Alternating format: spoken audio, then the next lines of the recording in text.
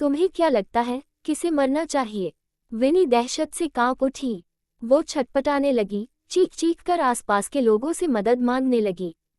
Pool family भी हक्का बक्का रह गई। यंग मास्टर, प्लीज छोड़ दीजिए। मिस पूल का गला मत घोंटिए। सब घबरा कर उसे समझाने लगे, लेकिन किसी में भी इतनी हिम्मत नहीं थी कि आगे बढ़कर उसे रोक सके। क्राइस्ट का चेहरा उतना ही डरावना था। उसकी ठंडी उंगलियां और जोर से कसती चली गईं। बताओ, उसने फिर दोहराया। तुम्हें क्या लगता है किसे मरना चाहिए? विनी पूरी तरह टूट चुकी थी। आंसू उसके चेहरे से बह रहे थे। वो माफी मांगते हुए तड़पने लगी। ब्रदर, सॉरी, मेरी गलती थी, मैं गलत थी। क्राइस्ट ने बेरहमी से उसे एक तरफ फेंक दिया। उसके शरीर से ठंडक भरी आभा निकल रही थी, जैसे वो किसी और ही दुनिया का इंसान हो। वो मुड़ा और बिना पीछे देखे दरवाजे की तरफ चल पड़ा। डेक्स्टर के लोग, जिन्हें उस पर नजर रखने भेजा गया था, एक दूसरे को हैरानी से देखने लगे, लेकिन किसी ने भी उसका पीछा करने की हिम्मत नहीं की। कुछ देर पहले जब सलीना ने अचानक खून उगला था, क्राइस्ट सच में उसकी तरफ दौड़ा था, लेकिन वो एक पल देर कर गया। ऑस्वाल्डो पहले ही सलीना को अपने साथ ले जा चुका था, और फिर सलीना बेहोश हो गई। आगे क्या होगा कोई नहीं जानता था। अगर टर्नर फैमिली की बेटी सच में ऐसे ही मर गई। ऑस्वाल्डो की अभी अभी देखी हुई आंखें याद आते ही वहां मौजूद हर इंसान सिहर उठा। ऑस्वाल्डो सलीना को गोद में उठाकर रिसर्च इंस्टीट्यूट के गेट से बाहर निकला ही था कि जोआना की कार तेजी से आकर रुकी। जोआना ने सलीना को लेने के लिए कार का दरवाजा खोला ही था कि अचानक एक और काली कार आकर बगल में रुक गई। पैसेंजर सीट से काले कपड़ों में एक युवक कूदकर बाहर आया। चेहरा हैंडसम था, लेकिन भाव बेहद सख्त। वो सीधे ऑस्वाल्डो की तरफ बढ़ा और जोआना के कुछ कहने से पहले ही हाथ बढ़ाकर बोला, उसे मुझे दे दो। ऑस्वाल्डो की बर्फ जैसी नज़र उस पर पड़ी। बिना डरे रहने वाला ब्लैक क्रो भी उस नज़र से कांप उठा। उसकी रीढ़ में ठंड दौड़ गई। ब्लैक क्रो ने अपनी खतरनाक आंखें सक्रिय कर लीं। दोनों के बीच टकराव बस शुरू ही होने वाला था कि पैट्रिक अचानक आगे आया और ठंडे लहजे में बोला, मिस्टर, ब्लैक क्रो सलीना का दोस्त है। सलीना उसे सौंप दीजिए। ब्लैक क्रो, ये नाम सुनते ही जोआना की आंखों में हैरानी चमक उठी। उसने सामने खड़े युवक को कुछ सेकंड तक गौर से देखा, फिर सलीना को उठाने के लिए बढ़ा हुआ अपना हाथ वापस खींच लिया। ये मुझसे बेहतर संभाल सकता है। ऑस्वाल्डो की चालाक नज़र पहली बार पूरी तरह ब्लैक क्रो के चेहरे पर टिकी। उसने उसके विंडब्रेकर को देर तक देखा और उसमें से आती हल्की सी जानी पहचानी खुशबू को महसूस किया। वही आदमी जिसे लेने सलीना खुद क्रीफिया एयरपोर्ट गई थी और जिसके कपड़े उसने बिना किसी हिचक के पहन लिए थे। ऑस्वाल्डो की आंखों में एक पल के लिए कत्ल की चमक उभरी, लेकिन अगले ही पल दबा दी गई। वो मुड़ा और ब्लैक क्रो की कार की तरफ चल पड़ा। ब्लैक क्रो का चेहरा और गहरा हो गया। ये लड़ने का सही वक्त नहीं था। यहाँ टकराव सिर्फ वक्त की बर्बादी होता। उसने मजबूरी में सलीना को उस आदमी के साथ जाते देखा। सिर उठाकर उसने बगल में खड़े पैट्रिक से शांति से कहा, वो ठीक रहेगी। पैट्रिक के चेहरे की सख्ती थोड़ी ढीली पड़ी। उसे पहले से शक था और अब ब्लैक क्रो की बात सुनकर उसका डर कम हो गया। अगर सलीना को सच में कुछ हुआ होता तो ऑस्वाल्डो इतना शांत नहीं रह पाता। सबसे ज्यादा मुमकिन यही था कि उसने अपनी बाहों में सोती हुई लड़की की हालत देख ली थी। उसकी सांसें, उसकी धड़कन सब स्थिर थीं, इसीलिए वो अब भी हालात को काबू में रख पा रहा था। ये सोचते ही पैट्रिक का तनाव और कम हो गया। वो आगे बढ़ने ही वाला था कि ब्लैक क्रो की आवाज़ आई, किसी को भेजो, नहीं, खुद जाओ। टर्नर फैमिली के घर वापस जाओ और मेरे लिए एक चीज़ ढूंढो। पैट्रिक रुक गया। कौन सी चीज़? एक काला बैग, ब्लैक क्रो ने संक्षेप में कहा, जिस पर सफ़ेद फूल कड़ा हो और जिसमें हल्की फ्लोरल खुशबू हो। मिल जाए तो सीधे मेरे पास लाना। इतना कहकर वो कार में बैठ गया। पैट्रिक तुरंत पलटा और अपने लोगों के साथ टर्नर फैमिली की तरफ रवाना हो गया। सलीना का सामान ज्यादातर उसके कमरे में था, लेकिन वो वहां ज्यादा रहती नहीं थी। ऑस्वाल्डो ने जो विला उसके लिए खरीदी थी, वहां उसकी बहुत सी चीजें थीं। जो चीज ब्लैक क्रो ढूंढवा रहा था वो साफ तौर पर बेहद अहम थी। उन्हें जल्दी से जल्दी अलग अलग जगह ढूंढना था। दोनों टीमें मिलीं और अगले ही पल अलग अलग दिशाओं में बिखर गईं। लेआ कार को जाते देखती रह गई। वो चढ़ भी नहीं पाई। उसकी आंखों में आंसू भर आए। वो जोआना की तरफ मुड़ी। मास्टर, यंग मिस्ट्रेस ठीक हो जाएंगी न? आसपास कोई नहीं था। जोआना ने एक सिगरेट निकाली, सुलगाई और अपनी शिष्या को देखा। वो ठीक है। लेआ चौंक गई। आंसू फिर से भर आए। लेकिन यंग मिस्ट्रेस ने खून उगला था। कौन खून उगलकर भी ठीक रहता है? लेआ तो थोड़ी देर पहले डर के मारे मर ही गई थी। वो पहले निकल आई थी। उसने ऑस्वाल्डो का वो चेहरा नहीं देखा था जब उसने पहली बार सेलिना को बेहोश देखा। अब सोचकर उसने धीरे से कहा, हाँ, यंग मिस्ट्रेस ठीक ही होगी, वरना यंग मास्टर इतना शांत नहीं रहते। जोआना हल्का सा हंसी। उसने ऑस्वाल्डो को सेलिना को ले जाते देखा। उसकी मोहक आंखों में गहराई उतर आई। वो खुद से बुदबुदाए, आखिर ये लड़की है कौन? उसकी आवाज धीमी थी। लेआ ने सुना नहीं। मास्टर, आपने कुछ कहा? लेआ ने पूछा। जोआना ने सिगरेट का कश लिया। धुएं में उसका चेहरा धुंधला लग रहा था। वो उसी दिशा में देखती रही जहां सेलिना या शायद ब्लैक क्रो गायब हुआ था।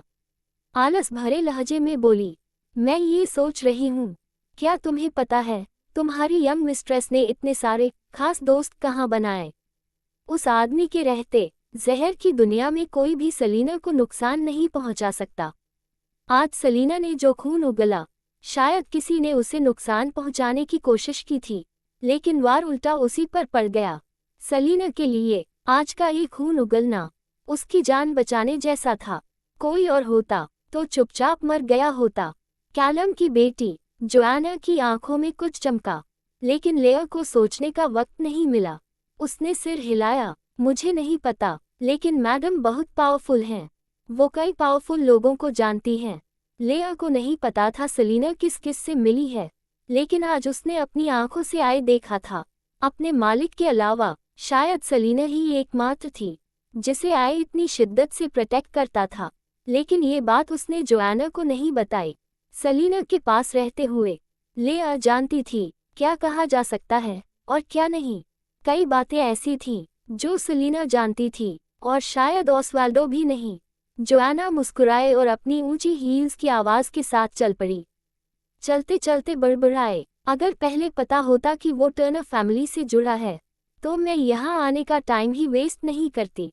लेआ ने उसकी पीठ देखते हुए धीमे से कहा। मास्टर, जोआना ने लापरवाही से हाथ हिलाया। जाओ, मैं खुद पता कर लूंगी।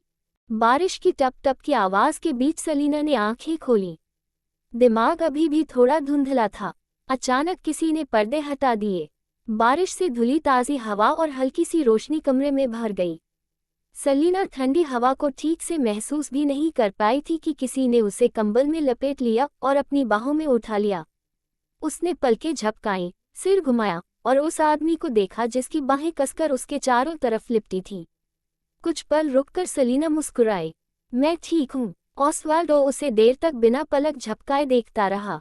फिर झुककर उसने उसके बालों को चूमा और गहरी, धीमी आवाज में बस इतना कहा, हम। काफी समय से उसने बोला नहीं था। उसकी आवाज भारी और बैठी हुई थी। पतली पलकों के नीचे हल्का सा नीला साया साफ दिख रहा था। सेलिना ने आंखें बंद की और तसल्ली देते हुए उसके माथे पर हाथ फेरा। बाहर बारिश अब भी गिर रही थी। आसमान धीरे धीरे और गहराता जा रहा था। ठंडी हवा उसके चेहरे से टकराए और सेलिना का बिखरा हुआ दिमाग पूरी तरह होश में आ गया। अब मैं सच में ठीक हूँ, उसने धीमे से कहा। तुम क्यों नहीं थोड़ा सो लेते? ऑस्वाल्डो बस उसे देखता रहा। कुछ ऐसा था उसकी नज़र में जैसे किसी गहरे ख्याल में डूबा हुआ हो। मैं अच्छा फील कर रही हूँ, सेलिना ने मुस्कुराते हुए कहा। उसने हाथ बढ़ाकर उसका चेहरा थामा। अगर तुम थक गए तो अच्छे नहीं लगोगे और मुझे बुरा लगेगा। सेलिना के दिल में ये आदमी किसी कीमती चीनी मिट्टी की मूर्ति जैसा था। जरा सी दरार भी उसे दुखी कर देती थी। ऑस्वाल्डो उठा, खिड़की तक गया, उसे बंद किया, फिर पलटकर बिस्तर के पास आया। सेलिना को उठाकर बाहों में लेने ही वाला था, लेकिन सेलिना उससे एक कदम आगे थी। उसने कंबल के अंदर से हाथ निकाले, ऑस्वाल्डो की पतली गर्दन के चारों ओर बाहें डाल दी और उसे जोर से उसी बिस्तर पर गिरा दिया जहां से वो अभी उठी थी। अब तुम्हारी बारी है सोने की, उसने सख्त लहजे में कहा। ऑस्वाल्डो उसे देखता रहा। लड़की उसके ऊपर बैठी थी, और उसकी आंखों में गहराई और बढ़ गई थी। क्या तुम मेरे पास वापस आओगी? उसने धीमे से पूछा। सेलिना ने प्यार भरी नज़र से उसे देखा और हल्की सी मुस्कान के साथ कहा, आऊंगी। ऑस्वाल्डो ने उसका सिर अपनी छाती से लगाया, उसे कसकर बाहों में भरा और लंबे, नर्म, बेहद करीबी किसेस के बाद ही उसे छोड़ा। सेलिना बाथरूम गई, चेहरा धोया, कपड़े बदले, हल्का सा मेकअप किया और पूरे सुकून और शालीनता के साथ कमरे से बाहर आई। नीचे हॉल में 3 दिन पहले जब ऑस्वाल्डो बेहोश सेलिना को घर लेकर आया था, तब से पूरी विला किसी अजीब सी भारी खामोशी में डूबी हुई थी। सेलिना 3 दिन तक नहीं उठी और ऑस्वाल्डो भी 3 दिन से बाहर नहीं गया। यंग मास्टर के मिजाज को जानते हुए किसी में भी बिना इजाजत दखल देने की हिम्मत नहीं थी। डॉक्टर कह चुके थे सेलिना को जब नींद पूरी हो जाएगी वो खुद जाग जाएगी, लेकिन वक्त बहुत ज्यादा हो चुका था। अगर ये यूं ही चलता रहा तो सेलिना के उठने तक ऑस्वाल्डो ही टूट जाता। जब पूरा हॉल मायूस और सन्नाटे में डूबा था, अचानक ऊपर से साफ साफ फुटस्टेप्स की आवाज आई। सबने अनजाने में ऊपर देखा और जब हाई हील्स में एक पतली सी आकृति उतरती दिखी तो सबकी आंखें फैल गईं। पल भर में पूरी विला में जान आ गई। लेआ भागती हुई आई, आंखों में आंसू थे। मैडम, बटलर ने फौरन लोगों को सेलिना के लिए खाना लाने का इशारा किया। सर्वेंट्स पानी लाने, कुर्सियां खींचने में लग गए। सेलिना हल्के से मुस्कुराए और लेआ के कंधे पर हाथ रखा। सब ठीक है। फिर वो मेज पर बैठी और बोली, नोआ, यंग मास्टर के लिए भी खाना तैयार करवा दीजिए, मैं बाद में ऊपर ले जाऊंगी। बूढ़ा बटलर उसे देखता रह गया। दिल में दर्द और बेबसी दोनों थे। इतनी सुलझी हुई, इतनी खूबसूरत लड़की, और हर दिन कोई न कोई उसे नुकसान पहुंचाने की कोशिश करता रहता है। मैडम, बाकी सब छोड़ दीजिए, पहले अपनी सेहत का ध्यान रखिए। मैं अब ठीक हूँ, नोआ। Thank you. इतना कहकर सेलिना ने फोन निकाला। Black crow, Patrick, Hattie, lady Lauren, सबको छोटा सा मैसेज भेजा। फिर उसने सामने रखा गिलास उठाया और लेआ की तरफ देखा। मैं कितनी देर सोई थी? लेआ उसे देखती रही। वही शांत आंखें, वही नर्म मुस्कान, जैसे ये वही इंसान न हो जिसे जहर दिया गया था। उसकी आंखें भर आईं। मैडम, आप 3 दिन से सो रही थीं। सेलिना की आंखों में एक पल के लिए अंधेरा सा लहराया। पता चला किसने किया? ये सुनते ही लेआ रुक गई। सेलिना की ठंडी नजर उस पर टिक गई। लेआ ने सिर झुका लिया, आवाज मुश्किल से निकली, वो मिस हैटी थी। जोआना ने सोच ट्रेस किया था और सच सामने आ गया था।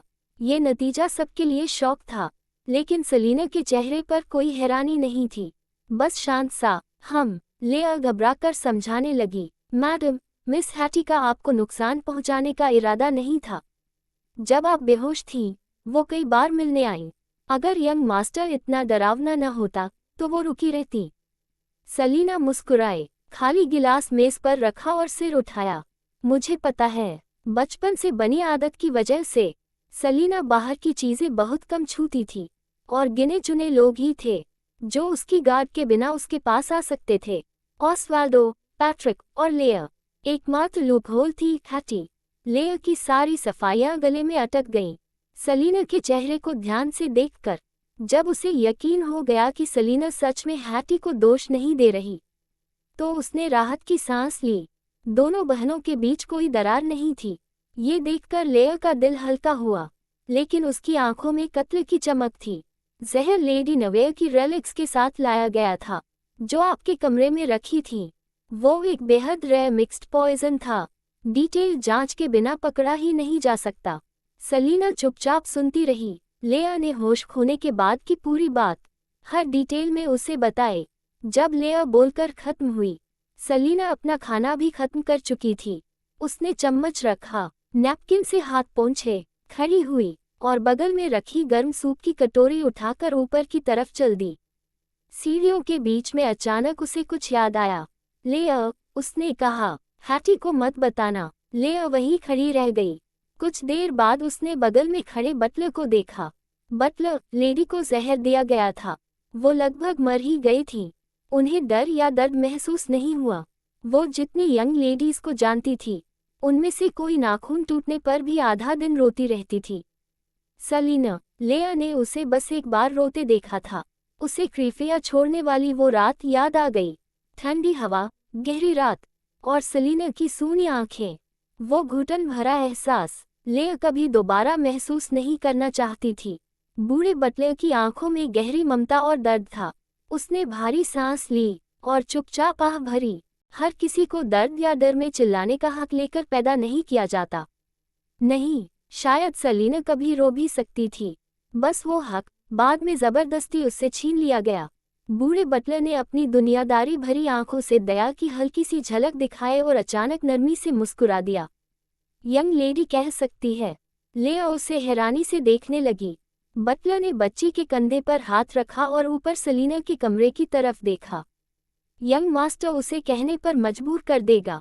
भले अभी न कहे, लेकिन एक दिन जरूर कहेगी। इतनी सुंदर और मजबूत लड़की को आसमान कैसे किसी सहारे के बिना छोड़ सकता है। दुनिया में जो इंसान सबसे ज्यादा उसकी परवाह करता है, वो 3 दिन और 3 रातें उसके कोमा में रहते हुए एक कदम भी दूर नहीं गया। जहर सेलिना को दिया गया था, लेकिन सबसे ज्यादा तकलीफ ऑस्वाल्डो ने झेली थी। सेलिना के हर दर्द का असर कई गुना होकर उस आदमी पर लौट आया। इसके बाद लेया ने बटलर की नज़र का पीछा किया और उन 3 दिनों को याद किया। सेलिना के कोमा के दौरान ऑस्वाल्डो की सांसें उसकी रूह तक कांप गई। उसी वक्त जब सेलिना कोमा से जागी, विवन एक कैफे में दाखिल हुई। सर्दियों में राजधानी में बारिश बहुत कम होती थी, खास तौर पर ऐसी हल्की फुहार जो बसंत या पतझड़ जैसी लगे। ये तो बिल्कुल ही अनहद थी। यहाँ तक कि हवा भी ज्यादा ठंडी नहीं थी, लेकिन ये रेयर अच्छा मौसम भी विवन का मूड ठीक नहीं कर सका।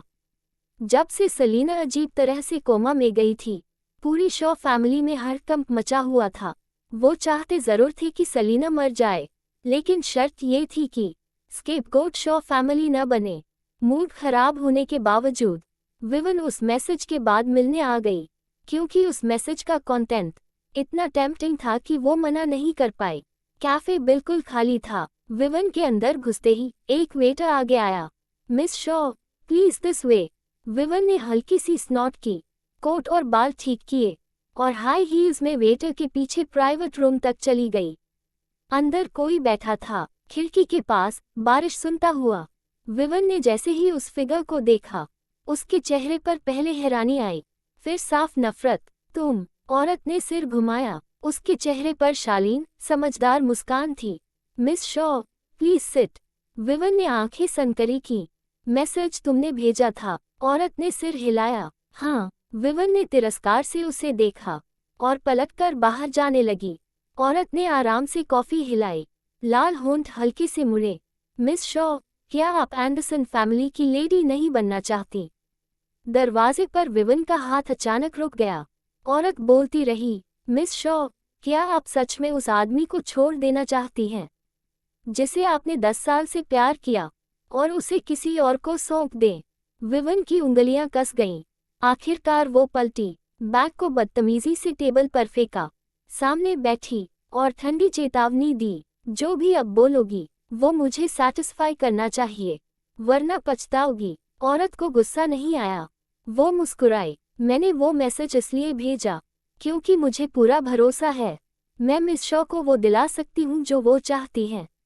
विवन ने घमंड से हंसते हुए कहा, कैसे? मेरी मदद करोगी या खुद की तरह नफरत की जाने वाली थर्ड पार्टी बनोगी? मिस शॉ मेरे जैसी नहीं हो सकती। औरत ने नाजुक उंगलियों से घुंघराले बाल कान के पीछे किए। आप शॉ फैमिली की यंग लेडी हैं। आपका थर्ड पार्टी से कोई रिश्ता नहीं हो सकता। जहाँ तक मेरी बात है। उसकी मुस्कान फीकी हो गई। छोटे परिवार से हूँ, किस्मत खराब थी, जिंदगी भी दयनीय रही। विवन ने देखा, औरत समझदार है। वो ठहाका मारकर हंसी और थोड़ी उठाई। तो बताओ, मुझे एंडरसन फैमिली की लेडी कैसे बनाओगी? औरत ने घुमा फिराकर बात नहीं की। उसने बैग से एक छोटा सा पोर्सिलेन बॉटल निकाला और धीरे से विवन की तरफ सरका दिया। ये एंडरसन फैमिली के यंग मास्टर को देना।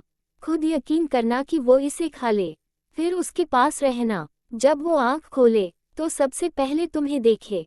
उसके बाद उसकी आवाज़ और धीमी हो गई।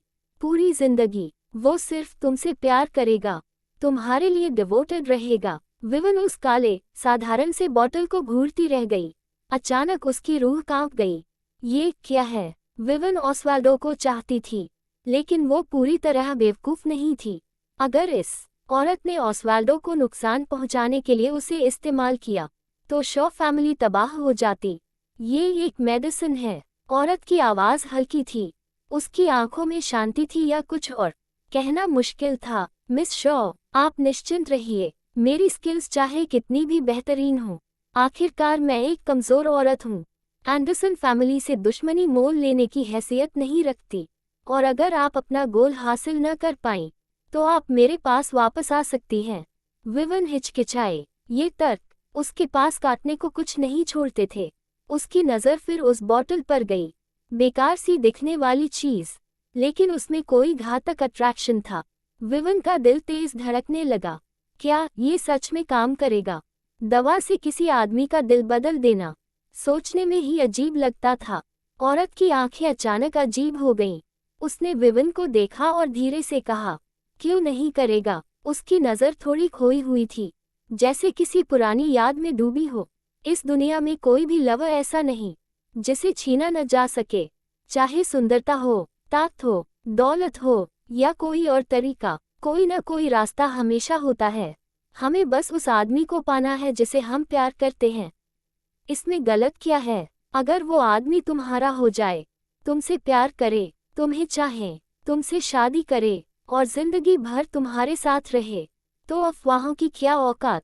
जब वो आदमी तुम्हारा हो, तो हर कीमत जायज़ है। विवन की सांसें तेज हो गईं, हथेलियां पसीने से भर गईं। वो सामने बैठी औरत को घूरती रही। औरत मुस्कुरा रही थी। उसकी आंखें अजीब तरह से नर्म थीं। विवन की रीढ़ में ठंड दौड़ गई। भर्राए आवाज में पूछा, तुम क्या चाहती हो? कुछ नहीं, औरत ने होंठ मोड़े। बस ये पक्का करो, वो आदमी नवेय की बेटी से छिन जाए, वो अपना प्यार खोए, भयानक दर्द सहे और मर जाना चाहे, इतना काफी है। विवन कांप उठी। सलीना से तुम्हारी कोई दुश्मनी है? औरत हंस पड़ी। औरत हंसी। लेडी सलीना से मेरी कोई पर्सनल दुश्मनी नहीं है। वो मुड़कर फ्लोर टू सीलिंग खिड़की के बाहर गिरती बारिश को देखने लगी। धुंधली रोशनी में उसका एक्सप्रेशन थोड़ा धुंधला और अनिश्चित सा था। बस इतना है कि उसे इस दुनिया में आना ही नहीं चाहिए था, बस यही। कैफे के अंदर गर्माहट थी, लेकिन विवन के दिल में अचानक एक ठंड उतर आई। वो सामने बैठी औरत के जेंटल और चार्मिंग प्रोफाइल को घूरती रही। उसके सामने बैठी औरत क्रीफिया की सबसे सक्सेसफुल थर्ड पार्टी थी। उसी ने रिडल फैमिली के सेकंड यंग मास्टर से अपनी पत्नी को मरवा दिया और उसकी बेटी को भी छोड़ने पर मजबूर कर दिया।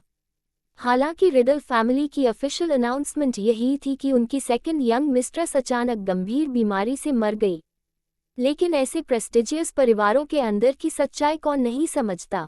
और इससे भी ज्यादा डरावनी बात ये थी कि इतना नीच काम करने के बाद भी वो औरत खुलेआम अपने 2 बच्चों के साथ रिडल फैमिली की नई मिस्ट्रेस बनकर आ गई।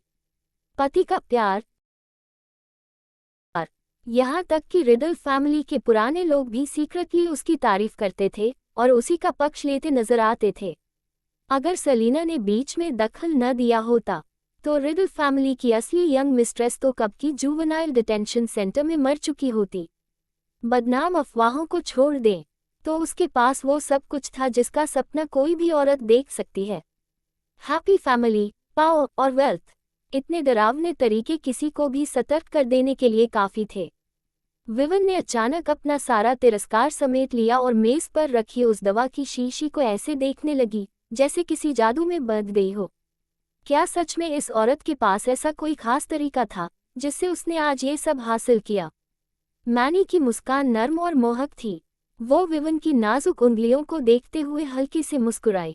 मिस शॉ, एक औरत की खुशी उसके अपने एफर्ट्स पर निर्भर करती है। इस दुनिया में चाहे कितने ही अच्छे आदमी क्यों न हों, लेकिन दिल में सच में बस एक ही होता है, और अगर वो छूट गया तो फिर कभी वापस नहीं मिलता। विवन खाली नजरों से दवा की शीशी को देखती रही। उसकी उंगलियां कांप रही थीं जब उसने उसे अपनी हथेली में कसकर पकड़ लिया। मैनी मुस्कुराई। मिस शॉ, मैं आपको विश करती हूँ कि आपको वो सब मिले जो आप चाहती हैं। विवन का दिल कांप रहा था, जैसे उसकी हथेली में आग की भट्टी रखी हो। वो शीशी पकड़कर उठी और घबराहट या डर में चिल्ला पड़ी, अगर तुमने मुझे धोखा दिया तो मैं तुम्हें कभी नहीं छोड़ूंगी। इतना कहकर वो अपना बैग तक भूल गई और हड़बड़ी में बाहर भाग गई। विवन के जाने के बाद मैनी ने शालीनता से अपनी कॉफी खत्म की, फिर उठकर धीरे धीरे बाहर आ गई। उसके हाथ में एक विंटेज लाल सिल्क का फूलदार छाता था। वो कैफे के बाहर खड़ी होकर टर्नर फैमिली की दिशा में देखने लगी। खामोश सड़क पर बारिश की बूंदें छाते से टकराकर आवाज कर रही थी। मैनी देर तक टर्नर फैमिली मैंशन को घूरती रही, फिर अचानक छाता हटा लिया, जिससे बारिश उसके बालों और कपड़ों पर गिरने लगी। वो ग्रे आसमान की तरफ देखने लगी, हल्की सी मुस्कान के साथ आंखें बंद कर लीं। इतने साल हो गए ऐसी बारिश देखे हुए। कैपिटल में बारिश वैसे ही कम होती है, खासकर ऐसी धुंधली मुलायम बारिश जो इंसान को किसी नदी किनारे के शहर में होने का एहसास दिला दे। उसकी यादों में ऐसी बारिश सिर्फ तभी होती थी जब वो इंसान अभी जिंदा था। औरत ने हाथ बढ़ाकर बारिश की कुछ बूंदें थाम लीं। वो हथेली में चमकती बूंदों को देखकर खूबसूरती से मुस्कुराई।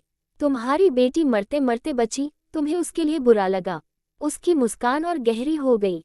अब आगे वो इससे भी ज्यादा दर्द, दुख और बेबसी झेलेगी। अगर तुम्हें पता होता तो तुम्हें उस पर और भी ज्यादा तरस आता। वो आंखें बंद कर मुस्कुराई, जैसे किसी खुश याद में डूबी हो। चेहरे पर हल्की सी बीमार सी मुस्कान थी। सोचो तो, ये कितना वंडरफुल है। उसी समय सलीना ने धीरे से बेडरूम का दरवाज़ा खोला। उसके हाथ में एक ट्रे थी। वो बिना आवाज किए बिस्तर के पास पहुंची और वहां सो रहे आदमी को देखकर अचानक ठिठक गई। शायद उसने कभी ऑसवाल्डो को आंखें बंद किए नहीं देखा था। उस खूबसूरत और तराशे हुए चेहरे पर कोई एक्सप्रेशन नहीं था, उन गहरी रहस्यमयी आंखों की कोई चमक नहीं। उस आदमी की ठंडी अनरीचेबल ऑरा जैसे उतर चुकी थी। वो वहां लेटा था, जैसे उसके वजूद के हर हिस्से में खूबसूरती की इंसानी परिभाषा समाये हो। वो इतना परफेक्ट था कि ये बताना नामुमकिन था कि उसकी खूबसूरती आखिर किस बात में है। वो जैसे इंसानियत की सबसे सुंदर कल्पना हो। सलीना का दिल अचानक बेकाबू हो गया। डरा हुआ हिरन जैसे उछलता कूदता, ऐसा लगा जैसे सीने से बाहर निकल आएगा। वो वहीं जमी रह गई, जैसे किसी ने जादू कर दिया हो। उसकी नज़र उस चेहरे से हट ही नहीं रही थी। तभी अचानक वो आंखें खुलीं, सीधे सलीना की आंखों से टकराईं। चेहरे पर अब भी कोई एक्सप्रेशन नहीं था, लेकिन उन साफ काली सफ़ेद आंखों से बिना पलक झपकाए उसे देखना अजीब और डरावना सा था। सलीना चौंक गई, जैसे किसी गलत काम में पकड़ी गई हो। उसका दूध सा गोरा चेहरा लाल पड़ गया। वो हड़बड़ाकर बोली, मैं बस आपको खाना देने आई थी। अचानक ऑसवाल्डो के बे एक्सप्रेशन चेहरे पर मुस्कान आ गई। बिना किसी वार्निंग के वो उठा और सलीना का हाथ पकड़कर उसे अपनी बाहों में खींच लिया। दूसरे हाथ से सलीना की हल्की चीख के बीच उसने बड़ी सटीकता से ट्रे पकड़कर बेडसाइड टेबल पर रख दी। सलीना अचानक उसके सीने से टकरा गई। संभलते ही वो इतनी करीब से उसके चेहरे को देख रही थी कि सांस रुक जाए। ऑसवाल्डो की लंबी उंगलियां उसके गुलाबी गालों को सहलाने लगीं। सलीना, मुझे मिस किया। सलीना को अपना दिल बहुत तेज धड़कता सुनाई दे रहा था। उसका चेहरा और लाल हो गया। मैं आपको सोते हुए डिस्टर्ब नहीं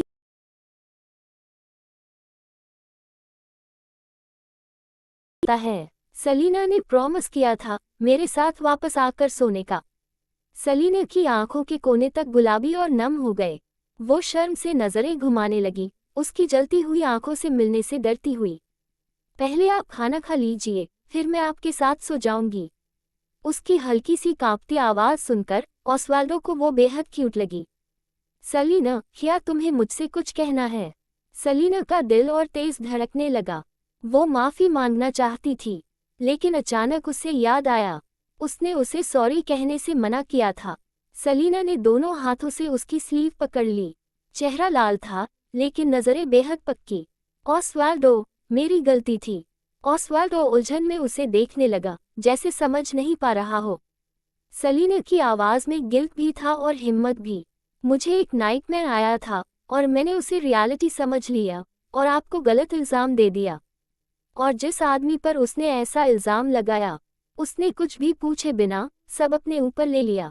ऑसवाल्डो की आंखों में कुछ गहराई उतर आई, जैसे उसे कुछ याद आ गया हो। लेकिन उसकी मुस्कान अब भी उतनी ही नर्म थी। सलीना, क्या तुम मुझे बता सकती हो, तुमने क्या सपना देखा था? सलीना ने पलकों को झपकाया और ध्यान से उस सपने को याद किया। फिर अपनी नाजुक पलकों को नीचे झुकाते हुए बोली, मैंने सपना देखा कि तुम मेरे साथ बहुत कोल्ड हो गए थे। मैं तुम्हें जो भी कहती रही, तुमने मुझे इग्नोर किया और किसी दूसरी औरत की तरफ चले गए।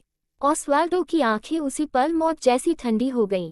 ब्लैक क्रो ने कहा था कि सलीना के शरीर में गया जहर सिर्फ उसके जिस्म को ही नुकसान नहीं पहुंचाता, वो उसके नर्व्स को भी बेरहमी से सताता है। उसके दिमाग की दुनिया में बार बार वही चीज दिखाता है जिससे वो सबसे ज्यादा डरती है और जिसे वो सबसे ज्यादा चाहती है। उसी वजह से सलीना ने वो सपना देखा। वो सपना और रियलिटी के बीच फर्क नहीं कर पाई, इसीलिए बेहोश होने से पहले, खून उगलते हुए, उसने कह दिया कि उनका झगड़ा हो गया है और उस पर इल्जाम लगा दिया कि वो उसे नहीं चाहता। जब वो ऑस्वाल्डो की बाहों में खून से लथपथ पड़ी थी और वो बातें कह रही थी, तो ऐसा लग रहा था जैसे कोई चाकू लेकर उसके दिल को काट रहा हो। और जब सलीना ने पूरी तरह आंखें बंद कर लीं, तो उसकी सांसें भी लगभग टूट गई थीं। उसका थोड़ा सा फीका पड़ा चेहरा देखते हुए ऑस्वाल्डो के दिल में खुशी भी थी और दर्द भी। उसकी छोटी सी लड़की के लिए सबसे ज्यादा अहम इंसान वही था और सबसे बड़ा डर भी यही था कि वो उसे छोड़ देगा, उससे धोखा करेगा। एक ऐसी लड़की जिसने कभी प्यार किया ही नहीं, फिर भी अपने जज्बातों को लेकर इतनी सावधान, इतनी डरी हुई। इसका मतलब सिर्फ एक ही हो सकता था। ऑस्वाल्डो को वो अनजानी मौत याद आ गई जिससे सलीना कभी गुजर चुकी थी। उसकी आंखों में एक पल को अंधेरा सा उमड़ा, लेकिन नजरें अब भी बेहद नर्म थीं। वो अपनी लड़की को प्यार से देखते हुए धीरे से बोला, मैं कभी भी तुम्हें पसंद करना बंद नहीं करूंगा। सलीना ने आंखें उठाईं और उसे खाली नजरों से देखने लगी। ऑस्वाल्डो ने झुककर हल्के से उसके माथे को चूमा, और मैं कभी भी तुम्हें छोड़ने वाला नहीं हूँ। सलीना की आंखें और फैल गईं। ऑस्वाल्डो की पारदर्शी उंगलियां उसकी आंखों के कोनों को हल्के से साफ करने लगी। वो उसके करीब आया और कान के पास फुसफुसाया, आगे चलकर मैं तुम्हें दिखाऊंगा कि मैं तुम्हें कितना पसंद करता हूँ। उसके लहजे से जैसे कुछ छू गया हो। सलीना देर तक उसे देखती रही, फिर कांपती हुई आवाज में वो सवाल पूछ बैठी जो उसने कभी नहीं पूछा था, तुम मुझे क्यों पसंद करते हो? Turn a family. Black crow ने दराज से कम्युनिकेटर निकाला, जेब में डाला और काला छाता लेकर लैबोरेटरी से बाहर निकल गया। मिस्टर ब्लैक क्रो, असिस्टेंट ने हैरानी से उसे देखा, क्या आप बाहर जा रहे हैं? मैं अभी गाड़ी अरेंज करवा देता हूँ। असिस्टेंट का चौंकना जायज था। टर्न अ फैमिली आने के बाद 3 दिन पहले यंग मास्टर के कॉल पर यंग मिस को बचाने के अलावा ब्लैक क्रो ने लैबोरेटरी से बाहर कदम तक नहीं रखा था। अब सलीना का जहर ठीक हो चुका था और उसने पैट्रिक को मैसेज भी भेज दिया था कि वो होश में आ गई है। तो साफ था कि ब्लैक क्रो सलीना से मिलने नहीं जा रहा था। फिर अचानक वो इतनी अनयूजुअल तरह से बाहर क्यों जा रहा था? ब्लैक क्रो के चेहरे पर थोड़ी खटास थी, जैसे अनिच्छा छुपी हो, लेकिन चलते हुए भी वो रुका नहीं। ठंडी आवाज में बोला, जरूरत नहीं है। असिस्टेंट कैपिटल की मौजूदा हालत से पहले ही चिंतित था। टर्नर फैमिली के पास भले ही एक पावरफुल वायरस एक्सपर्ट था, लेकिन ये बात बाहर ज्यादा फैली नहीं थी। 3 दिन पहले सलीना को जहर दिया गया और ब्लैक क्रो पब्लिक में नजर आया था। अगर कोई उसका पीछा कर रहा हो, ज्यादातर लोग मेडिकल रिसर्च करने वालों को कमजोर स्कॉलर्स ही समझते हैं। असिस्टेंट को बिल्कुल सेफ नहीं लगा। उसने तुरंत पैट्रिक को कॉल कर दिया कि ब्लैक क्रो लैबोरेटरी छोड़कर जा रहा है। इसी वजह से जब ब्लैक क्रो नीचे पहुंचा, तो पैट्रिक उसे वहां इंतजार करता मिला। मिस्टर ब्लैक क्रो, क्या आप सलीना से मिलने जा रहे हैं?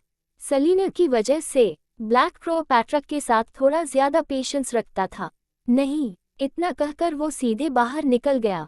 पैट्रिक ने उसकी पीठ को देखा, भौहें सिकोड़ ली। तभी ब्लैक क्रो जैसे कुछ याद आने पर रुक गया और पलटकर वापस आया। वो पैट्रिक को ऐसे घूर रहा था जैसे पैट्रिक ने उससे लाखों उधार ले रखे हों। तो उसने कहना चाहा, फिर अचानक चुप हो गया। पैट्रिक ने शांति से उसकी तरफ देखा। मिस्टर ब्लैक क्रो, आप सलीना के दोस्त हैं। टर्नर फैमिली में आपको खुद को रोकने की जरूरत नहीं है। जो कहना है कह सकते हैं।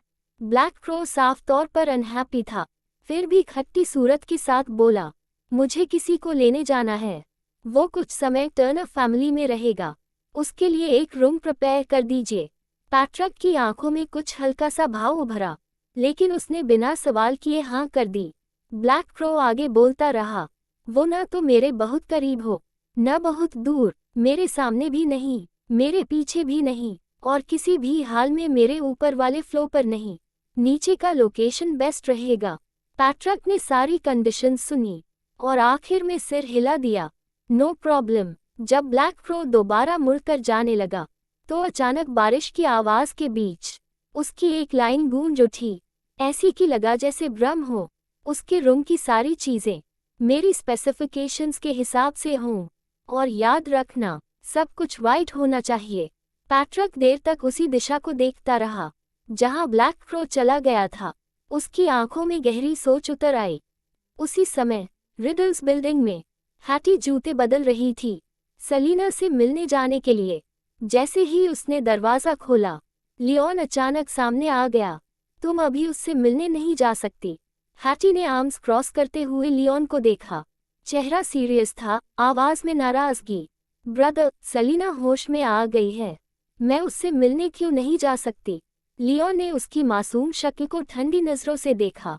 उसे अभी अभी पता चला था कि सेलिना को जहर दिया गया था, और किसी तरह इसमें हैटी का कनेक्शन भी था। अगर इस बच्ची को पता चल गया कि वो लगभग सेलिना को मार ही चुकी थी, तो कोई नहीं जानता उसका हाल क्या होता। वो पहले ही मेंटल इलनेस से जूझ रही थी। अगर सेलिना सच में मर जाती तो हैटी भी टूट जाती। रिडल फैमिली की सारी बेटियां। लियोन की आंखों में गुस्से की झलक आई। वो झुका और हैटी के सिर पर हाथ रखा। मेरी बात सुनो, वो अभी अभी होश में आई है। उसे रेस्ट चाहिए। जब वो ठीक हो जाएगी मैं खुद तुम्हें लेकर चलूंगा। सेलिना को जहर दिया गया था। ऑस्वाल्डो जरूर इसकी जांच करेगा। ऐसे में हैटी का वहां जाना बहुत डेंजरस था। लियोन जानता था कि वो उसे ज्यादा देर रोक नहीं पाएगा, इसलिए उसे खुद साथ जाना पड़ेगा। हैटी ने लियोन की आंखों में देखा, जैसे कुछ समझ गई हो। वो भौहें सिकोड़कर बोली, ब्रदर, क्या तुम मुझसे कुछ छुपा रहे हो? लियोन मुस्कुराया, ये बड़ों की बातें हैं। तुम जैसी बच्ची क्या जानेगी? मेरे बारे में बहुत कुछ है जो तुम्हें नहीं पता। हालांकि लियोन रिलैक्स्ड दिख रहा था, लेकिन हैटी को कुछ गलत जरूर लगा। वो उसे देर तक देखती रही, फिर आखिरकार मान गई। आज नहीं जाऊंगी, लेकिन ब्रदर, कल मुझे जरूर जाना है। लियोन ने हामी भरी और उसके बालों पर हाथ फेरते हुए बोला, ओके, कल मैं तुम्हारे साथ चलूंगा। तुम मुझे क्यों पसंद करते हो? ये शब्द गिरते ही कमरे में अचानक सन्नाटा छा गया। खिड़की के बाहर बस बारिश की बूंदों की आवाज रह गई। ऑस्वाल्डो ने सेलिना को गहराई से देखा और ऐसी आवाज में मुस्कुराया जो मानो सीधे कानों में घुल जाए। शायद इंस्टिंक्ट की वजह से। ये न तो पहली नज़र का प्यार था, न ही वक्त के साथ धीरे धीरे पनपने वाला एहसास। बस इतना था कि उसने उसे देखा और उसी पल जान लिया कि वही वो इंसान है जिसे वो पसंद करता है। ये जवाब इतना अनपेक्षित था कि सेलिना पूरी तरह स्टन रह गई। उसके पास इसे झुठलाने के अनगिनत कारण हो सकते थे, लेकिन उस आदमी की नज़र और भाव इतने बेदाग थे कि कोई भी ये शक नहीं कर सकता था कि वो झूठ बोल रहा है। उसकी ताकतवर प्रेजेंस और नर्म निगाहें जैसे पूरी दुनिया को बता रही हों कि सेलिना के लिए उसका लाइकिंग कितना प्योर और ब्यूटीफुल है। सेलिना का दिल गहराई से हिल गया। कुछ पल बाद उसके खूबसूरत चेहरे पर एक शर्मीली सी, खुशियों से भरी मुस्कान आ गई। उसने दोनों हाथों से उसे गले लगा लिया और अपने गुलाबी गाल उसके सीने में छुपा लिए। उसी वक्त एक लंबा और हैंडसम आदमी सफ़ेद विंडब्रेकर पहने एयरपोर्ट टर्मिनल से बाहर निकला। वो लगभग लेट 20s में लग रहा था, नर्म नक्शो निगाह के साथ, और एक ऐसी ऑरा जो शब्दों में बयां नहीं की जा सकती। एक हाथ में सफ़ेद सूटकेस पकड़े उसने बाहर इंतजार कर रहे ब्लैक क्रो की तरफ देखा और होंठ हल्के से ऊपर उठे। लॉन्ग टाइम नो सी, ब्लैकी। ब्लैक क्रो का चेहरा तुरंत सख्त हो गया। मैं तुम्हें वार्न कर रहा हूँ, मुझे उस नाम से मत बुलाओ। आदमी मुस्कुराया, इतने सालों बाद भी अपने बिग ब्रदर की याद नहीं आई। ब्लैक क्रो बिना कुछ कहे घूम गया और आगे बढ़ गया। उसे सामने वाले उस सेल्फ राइचस आदमी से सख्त नफरत थी। आदमी हंसते हुए उसके पीछे चल पड़ा। वो कहाँ है? अपने आदमी के साथ सो रही है, ब्लैक क्रो ने ब्लंटली जवाब दिया। आदमी चौंक गया। क्या? ये पक्का करने के बाद कि ऑस्वाल्डो गहरी नींद में है, सेलिना चुपचाप कमरे से बाहर निकली। उसने काली विंड ब्रेकर पहनी, हाथ आराम से जेबों में डाले और सीधी सुथरी पीठ के साथ सीढ़ियां उतरने लगी, किसी चिनार के पेड़ की तरह। उसने लेया से कहा, चलो टर्नर फैमिली वापस चलते हैं। लेया हिचकिचाए और ऊपर बंद कमरों की तरफ देखा। लेकिन मैडम, आप अभी पूरी तरह रिकवर नहीं हुई हैं। सेलिना हल्की से मुस्कुराई। अब मैं ठीक महसूस कर रही हूँ। लेया समझ गई अब बहस बेकार थी। सेलिना दिखने में भले ही नर्म और इजी गोइंग लगे, लेकिन एक बार फैसला कर ले तो बहुत कम लोग उसकी सोच बदल पाते थे। लेया मुड़कर गाड़ी की तरफ बढ़ गई। बीमार मैडम के बाहर जाने से बटलर बहुत परेशान था, लेकिन वो उसे रोक नहीं सका। उसने ढेर सारी हिदायतें दी, गुप्त रूप से बॉडीगार्ड्स को साथ भेजा और तब जाकर थोड़ा सुकून लिया। सेलिना बरामदे में खड़ी होकर कुछ देर धुंधली बारिश को देखती रही। गाड़ी में बैठने से ठीक पहले वो अचानक मुड़ी और बोली, नोआ, अगर यंग मास्टर जाग जाए तो मुझे कॉल करना। बूढ़ा बटलर चौंक गया, फिर मुस्कुराया। ओके। सेलिना गाड़ी में बैठ गई और लेया उसे टर्नर फैमिली वापस ले गई। आधे घंटे बाद उनकी कार टर्नर फैमिली के एंट्रांस पर ब्लैक क्रो की कार से टकराई। लेया फुर्ती से बाहर निकली, अम्ब्रेला खोला और कार का दरवाज़ा खोला। सेलिना आराम से बाहर आए और तुरंत बारिश में कुछ कदम दूर खड़े दो लोगों को देखा, एक काले कपड़ों में, एक सफ़ेद में। सेलिना के चेहरे की सख्ती थोड़ी नरम पड़ गई। हाथ जेबों में डाले वो उनकी तरफ बढ़ी। लेया पीछे पीछे चली, उन दोनों आदमियों को ध्यान से देखती हुई, जिनका स्टाइल बिल्कुल अलग था। फिर भी दोनों साथ खड़े होकर अजीब तरह से हार्मोनियस लग रहे थे, और यही बात लेया को असहज कर रही थी। ब्लैक क्रो को वो पहले मिल चुकी थी, सेलिना का दोस्त। 3 दिन पहले हुए जहर कांड ने सबको दिखा दिया था कि ये नौजवान कितना डरावना खूबसूरत है, औरतों से भी ज्यादा। यहाँ तक कि उसके मास्टर ने भी उसके बारे में इशारों में बात की थी। लेकिन उसके बगल में खड़ा आदमी काले कपड़ों वाले से भी ज्यादा अनफैथमेबल लग रहा था। लेया ने उस आदमी को घूरा, जो सेलिना की तरफ नर्म मुस्कान से देख रहा था, और चुपचाप अपनी गार्ड बढ़ा ली। सेलिना उनके पास पहुंची और अपनी गहरी आंखें उठाईं। आदमी एक कदम आगे बढ़ा और प्यार से सेलिना के बालों को छुआ। उसकी आंखों में बहती गर्माहट अब और भी सच्ची लग रही थी। Selina, I am Julian Foster, उसने कहा। सेलिना ने हल्की सी मुस्कान के साथ उसकी तरफ देखा। सेलिना के लौटने की खबर मिलते ही पैट्रिक स्वागत के लिए बाहर आया। उसने देखा कि सेलिना के साथ ब्लैक क्रो है और एक ऐसा हैंडसम आदमी, रिवील करता हुआ। पैट्रिक ने पास आकर सेलिना का हाथ पकड़ा और उसे हॉल में ले जाते हुए सलाह दी कि उसे अभी कुछ दिन और आराम करना चाहिए। सेलिना ने बटलर के दिए गिलास से पानी की एक घूंट ली और शिकायत किए बिना नहीं रह सकी। ये मेरी जिंदगी की सबसे लंबी नींद थी। 3 दिन सोने के बाद ये मानना पड़ेगा कि उसने अच्छा रेस्ट लिया था। पैट्रिक उसकी शरारती टोन सुनकर हल्का सा स्मर्क किया, लेकिन वो कुछ और कह पाता उससे पहले ही सेलिना ने टॉपिक बदल दिया। जब उसने रिसर्च इंस्टीट्यूट की हालत के बारे में पूछा तो उसकी आवाज़ में एक अजीब सी ठंडक थी। टर्नर फैमिली पर उसका कंट्रोल बनते बनते रह गया था और जहर दिए जाने के बाद सब कुछ बर्बाद हो गया। ये जानते हुए कि वैसा मौका दोबारा मिलना नामुमकिन है, सेलिना ने नए डिपार्टमेंट हेड के सिलेक्शन के बारे में पूछा।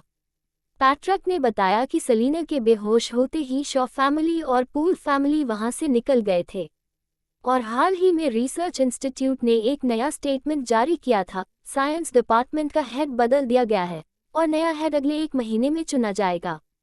ये साफ था कि टर्नर फैमिली मौका चूक चुकी थी और सामने वाले ने उसी वक्त हालात अपने हाथ में ले लिए थे। सेलिना को निराशा तो हुई, लेकिन हौसला नहीं टूटा। वो जानती थी रिसर्च इंस्टीट्यूट में कदम रखते ही उसके पास मौके ही मौके होंगे। उसने आगे पूछा कि नया डिपार्टमेंट हेड कैसे चुना जाएगा। पैट्रिक ने बताया कि अभी कोई पक्की खबर नहीं है, लेकिन शॉ फैमिली साफ तौर पर डायना को सपोर्ट कर रही है। अपनी इमेज पॉलिश करने के लिए वो चुपचाप यूनियन यूनिवर्सिटी से कांटेक्ट कर रहे हैं। सेलिना के हाथ में पकड़ा टीकप रुक गया। मिलिट्री की स्कूल? उसने हैरानी से पूछा। पैट्रिक ने सिर हिलाया। यूनियन यूनिवर्सिटी एच कंट्री की टॉप मिलिट्री एकेडमी है। वहां से निकलने वाला हर क्वालिफाइड ग्रेजुएट सीधे 6th डिस्ट्रिक्ट में जाता है एच कंट्री का फ्यूचर स्टार बनकर। उसने धीमी सी निराशा के साथ जोड़ा। शॉ फैमिली साफ तौर पर उन्हीं आउटस्टैंडिंग स्टूडेंट्स के सहारे डायना को साइंस डिपार्टमेंट की गद्दी दिलाना चाहती है। टर्नर फैमिली की सबसे बड़ी कमजोरी उनका रेयर ब्लड लाइन था। रिसर्च इंस्टीट्यूट में लिडिया जरूर थी, लेकिन यूनियन यूनिवर्सिटी में उनका सहारा कोई नहीं था। जब पैट्रिक ये सब सोच रहा था तो उसे ये एहसास ही नहीं हुआ कि यूनियन यूनिवर्सिटी का नाम सुनते ही सेलिना की आंखें चमक उठी थीं। वो नज़र बिल्कुल उस शाकाहारी भेड़िए जैसी थी जिसने अचानक सफ़ेद मेमनों का पूरा झुंड देख लिया हो। सामने बैठे ब्लैक क्रो की पलकों में अनायास ही झटका आया। वो चुपचाप उन मिलिट्री एकेडमी के छात्रों के लिए शोक मना रहा था जो अभी तक सामने भी नहीं आए थे। जूलियन ये सब देखकर हल्की से मुस्करा दिया। बच्चा बहुत लंबे समय से ज्यादा ही आज्ञाकारी बना हुआ था, अब उसके एक्टिव होने का वक्त आ गया था। आखिरकार अच्छा मूड सेहत के लिए अच्छा होता है। पैट्रिक की बात खत्म होते ही सेलिना ने धीरे से अपने हाथ का गिलास रखा और लेयर की तरफ मुड़कर बोली, हैटी को कॉल करो और खुद जाकर उसे रिडल फैमिली से लेकर आओ। लेयर चौंक गई। लेकिन मैडम, सेलिना ने सिर हिलाया। जाओ। पैट्रिक की भौहें सिकुड़ गईं। सेलिना, उसे ये शक नहीं था कि हैटी सच में सेलिना को नुकसान पहुंचा देगी। बस ये था कि हैटी की वजह से सेलिना लगभग अपनी जान खो चुकी थी। वो जानता था कि वो बच्ची इनोसेंट है, लेकिन फिर भी दिल से रेजेंटमेंट निकाल पाना आसान नहीं था। सेलिना के होंठ हल्के से मुड़े। हैटी भले ही छोटी है, लेकिन वो नेचुरली इंटेलिजेंट है। अगर आज वो मुझे नहीं देखेगी तो जरूर कुछ न कुछ अंदाजा लगा लेगी। और सामने वाले का मकसद साफ था, रिडल फैमिली की सारी बेटियों को बेरहमी से तबाह करना। अगर उसने सच में हैटी से दूरी बना ली तो वो सीधे सामने वाले की ट्रैप में फंस जाएगी। और सेलिना की भौहें हल्की सी सिकुड़ी, उसकी आंखों में एक पल की हिचक दिखाई दी। पैट्रिक समझ गया कि सेलिना ने फैसला कर लिया है। उसने आगे जोर नहीं डाला, बस उसकी तरफ देखते हुए धीमी आवाज में पूछा, क्या हुआ? सेलिना ने हल्की सी सांस ली। कुछ नहीं, आज रात लियोन को कॉल करूंगी। वो हैटी से ये बात छुपा सकती थी, लेकिन इस बात की कोई गारंटी नहीं थी कि किसी दिन हैटी को जहर देने वाले इंसान से सब कुछ पता न चल जाए। और जब ऐसा होगा, सेलिना ने अपनी घुंघराली पलकों को झुका लिया। जूलियन ने उलझन भरी नज़र से ब्लैक क्रो की तरफ देखा। ब्लैक क्रो ने मुंह लटकाते हुए समझाया, वो छोटी लड़की उससे बहुत मिलती जुलती है और उसे सीरियस मेंटल इलनेस है। अगर हैटी को पता चल गया कि उससे सेलिना को लगभग नुकसान हो गया था तो वो शायद तुरंत चाकू उठाकर सामने वाले के साथ मरने चली जाए। जूलियन तुरंत समझ गया। उसने सेलिना की तरफ मुस्कुराते हुए कहा, जो चीज़ें अभी हुई ही नहीं हैं, उनके लिए चिंता करना तुम्हारा स्टाइल नहीं है। सेलिना होश में आई, मुस्कुराए और पैट्रिक से जूलियन का परिचय कराया। ये मेरा दोस्त जूलियन है, डॉक्टर है। पैट्रिक ने हल्के से सिर हिलाया और ज्यादा कुछ नहीं पूछा। जब सेलिना टर्नर फैमिली के साथ रिसर्च इंस्टीट्यूट की बात कर रही थी, उसी दौरान क्राइस्ट को खबर मिली कि सेलिना होश में आ चुकी है। पिछले कुछ दिनों से उसने विला के बाहर लोगों को तैनात कर रखा था, इसलिए सेलिना के घर से निकलते ही उसे पता चल गया। क्राइस्ट सोफे से उठा और दरवाजे की तरफ बढ़ा। बाहर खड़े गार्ड ने उसे रोकने की कोशिश की। मिस्टर पूल, ओल्ड मास्टर का आदेश है कि आप हाल ही में बाहर नहीं जा सकते। क्राइस्ट ने ठंडी नज़र से उसकी तरफ देखा। नहीं जा सकता क्या? टर्नर फैमिली मैंशन के भारी माहौल के मुकाबले इन दिनों पूल फैमिली किसी बैटलफील्ड से कम नहीं थी। डेक्स्टर क्राइस्ट से बुरी तरह नाराज था, सेलिना की वजह से बार बार पूल फैमिली के खिलाफ खड़े होने पर। लेकिन क्राइस्ट ने टर्नर फैमिली के खिलाफ कोई एक्शन लेने से साफ इनकार कर दिया था, जिससे डेक्स्टर और ज्यादा भड़क गया था। इन दिनों पूल फैमिली के नौकर तक चलते समय आवाज करने से डरते थे। क्राइस्ट की नज़र जैसे ही रास्ता रोक रहे गार्ड पर पड़ी, उसकी खोपड़ी सुन्न हो गई। वो हकलाया, आप बाहर नहीं जा सकते। क्राइस्ट गुस्से में हंस पड़ा। उसने अपनी टाई पकड़ी और तेज कदमों से डेक्स्टर के कमरे की तरफ बढ़ गया। यंग मास्टर का ये उग्र रुख देखकर पूल फैमिली के नौकरों की इतनी हिम्मत नहीं हुई कि उसे रोक सकें। क्राइस्ट बिना किसी लिहाज के डेक्स्टर के कमरे में घुस गया। डेक्स्टर सोफे पर बैठा चाय बना रहा था। क्राइस्ट ने तिरस्कार से कहा, ग्रैंडपा, आप बूढ़े हो चुके हैं, जिंदगी आराम से जियो। ज्यादा चिंता करोगे तो ज्यादा दिन नहीं जी पाओगे। ये बेहुदे शब्द सुनकर वहां मौजूद हर इंसान कांप उठा। विनी, जो उसे रोकने आई थी, घबरा गई और भागकर आगे आई। ग्रैंडपा, भाई की बातों पर ध्यान मत दीजिए, वो ऐसा मतलब नहीं रखता। क्राइस्ट ने बिना रुके विनी को धक्का दे दिया, ये सोचने की भी परवाह नहीं की कि वो उसकी अपनी बहन है। डेक्स्टर के गुस्से के सामने भी क्राइस्ट बिल्कुल शांत रहा। वो अपने हैंडसम चेहरे पर ठंडी और खतरनाक अभिव्यक्ति लिए उसकी तरफ बढ़ा। ग्रैंडपा, पूल फैमिली अपने इलाके में ही पूरी तरह राज कर सकती है। हमें दूसरों की चीजें छीनने की जरूरत ही क्या है? जो चीजें छीनी जाती हैं, क्या वो सच में इतनी अच्छी होती हैं? इन सालों में क्या आपने कभी सपना नहीं देखा कि टर्नर फैमिली के ओल्ड मास्टर आपको ढूंढते हुए आए? क्या आपको सुनाई नहीं देता कि राजधानी के अंदर बाहर कितने लोग पूल फैमिली को कोस रहे हैं? क्या आपने कभी सोचा है कि आपकी बहन आपको छोड़कर क्यों चली गई? उसने इतने सालों तक कितना सहा और उसकी पूरी जिंदगी आपने बर्बाद कर दी। आपने पूल फैमिली की रेप्यूटेशन कुर्बान कर दी, अपनी सबसे प्यारी ग्रैंडडॉटर कुर्बान कर दी, अपनी इज्जत कुर्बान कर दी। आखिर मिला क्या आपको? क्राइस्ट के अंधेरे सवालों ने डेक्स्टर को गुस्से से लगभग बेहोश कर दिया। डेक्स्टर अपने उसी वारिस को घूरता रह गया जिसे उसने खुद पाला था। उसका बूढ़ा चेहरा हल्का सा टेढ़ा हो गया। शायद उसने कभी सोचा भी नहीं था कि टर्नर फैमिली से आया उसका पोता पूल फैमिली के लोगों के सामने ही उससे सवाल करेगा। डेक्स्टर गुस्से में बोल भी नहीं पा रहा था। क्राइस्ट, तुम। शायद क्राइस्ट ने खुद को बहुत लंबे समय तक दबाकर रखा था, या शायद उसे अब किसी बात की परवाह ही नहीं थी। उसने डेक्स्टर को अंधेरी नज़र से देखा और ठंडी मुस्कान के साथ कहा, ग्रैंडपा, मैं आपको आज एक बात ऑफिशियली बताने आया हूँ। मैंने मिस टर्नर को चुन लिया है। आप माने या न माने, ये याद रखिए, उस पर हाथ मत उठाए। वो लेडी नवेयर नहीं है जो पलट कर वार न कर सके, और मैं आपकी बहन नहीं हूँ जो बस सहती रहे और झुकती रहे। अगर आपने उस पर हाथ उठाया तो मैं ये गारंटी नहीं देता कि किसी दिन आपका पोता उसी पूल फैमिली पर हमला न कर दे जिसे आप सबसे ज्यादा कीमती मानते हैं। इतना कहकर क्राइस्ट पलटा और चला गया। पीछे रह गए वो लोग जो उसके शब्दों से हिल चुके थे और देर तक होश में नहीं आ पाए। विनी ने देखा कि क्राइस्ट बिना किसी लगाव के चला गया। वो गुस्से से कांप उठी, सिर्फ सलीना के लिए क्राइस्ट ने पूल फैमिली के साथ ऐसा बर्ताव किया। उसने चीख निकाली। डर था कि डेक्स्टर होश में आते ही अपना गुस्सा उस पर न निकाल दे। वो जल्दी से उठी और वहां से भाग गई। डेक्स्टर उसी दिशा को घूरता रहा जहां से क्राइस्ट गया था। उसे वो वक्त याद आ गया जब उसने कैलम के लिए केटी को सजा सुनाई थी, और फिर वो गुस्से में हंस पड़ा। अच्छा, बहुत अच्छा, बेहद अच्छा। टर्नर फैमिली के लिए सब उसके खिलाफ जा रहे थे। डेक्स्टर गुस्से से क्राइस्ट की जाती हुई पीठ को घूरता रहा। उसकी आंखों में खुली दुश्मनी थी। उसे मत रोको, जाने दो। पूल फैमिली से निकलने के बाद क्राइस्ट सीधे टर्नर फैमिली के गेट तक गाड़ी लेकर पहुंचा। वो ड्राइवर सीट से टिककर बैठ गया, सामने टर्नर फैमिली के गेट को देखते हुए धीरे धीरे एक सिगरेट जलाई। कार की खिड़की के बाहर बारिश अब भी थमी नहीं थी। जब आसमान पूरी तरह अंधेरा हो गया तब सलीना लेयर के साथ टर्नर फैमिली के गेट से बाहर निकली। क्राइस्ट की तेज निगाहें लड़की के खूबसूरत चेहरे पर टिक गईं और उसकी आंखों में एक पल के लिए राहत चमक उठी। उसने हाथ में पकड़ी सिगरेट जमीन पर फेंकी, कार का दरवाजा खोला और बाहर आ गया। जैसे ही सलीना ने आवाज सुनी और मुड़कर देखा, स्ट्रीट लाइट के नीचे खड़े उस आदमी को देखते ही उसकी आंखों की चमक फीकी पड़ गई।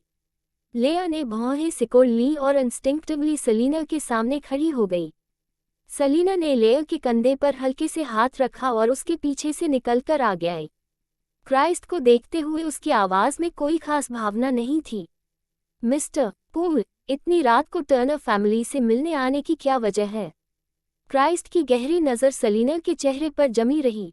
अगर उसने 3 दिन पहले अपनी आंखों से उसे खून थूकते हुए न देखा होता तो आज उसकी हालत देखकर कोई भी यकीन नहीं कर पाता कि उसे जहर दिया गया था। उसी पल क्राइस्ट को एहसास हुआ कि वो जब जहां भी इस लड़की को देखता है वो हमेशा शांत और एलिगेंट रहती है। जैसे इस दुनिया में कुछ भी ऐसा नहीं है जो उसे हिला सके। उसके दिल में एक अजीब सी बेचैनी फैल गई। वो उसे देखते हुए धीमी आवाज में बोला, मैं तुमसे मिलने आया।